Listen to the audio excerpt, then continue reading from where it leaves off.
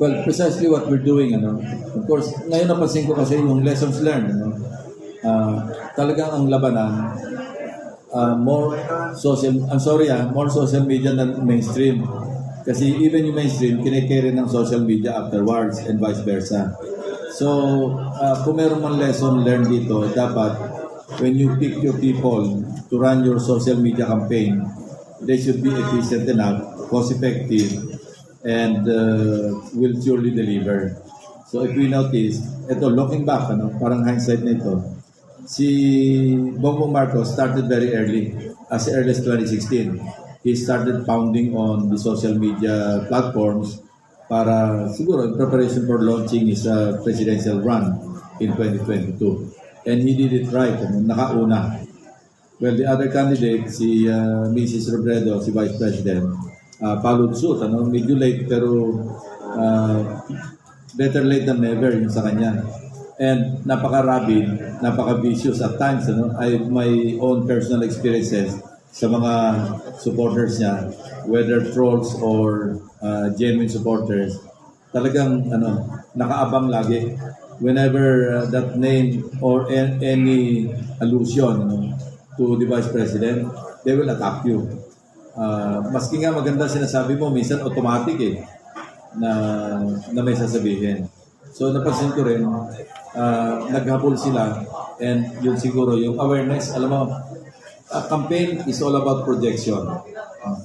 It doesn't matter if you are projecting something good or something bad, but mostly projection.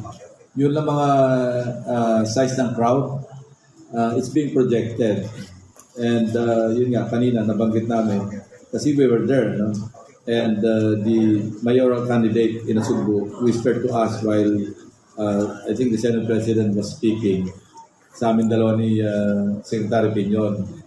He was comparing our crowd yesterday with the crowd of another candidate na nagulat lang siya after noong natapos yung rally ng another candidate, bigla nakita niya na sa Facebook na so many.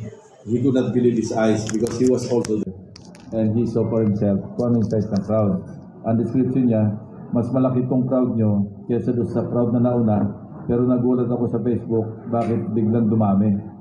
So everything is about projection. After all, not everybody that will see what is written nandun sa site na nakita mismo yung size ng crowd. Probably, that's where we fail yung projection, because as much as possible, we want to be truthful, we want to be honest, and takot kami ma-fact check. We've been very careful na pag na-fact check kami, talagang factual yung ginawa namin, yung sinabi namin. Medyo late. At saka siguro hindi tama, hindi targeted yung effort. Well, we are practically new in this mode of campaigning, and yun na nakita ko. That's my personal opinion, na mukhang kung merong shortcoming doon sa social media effort.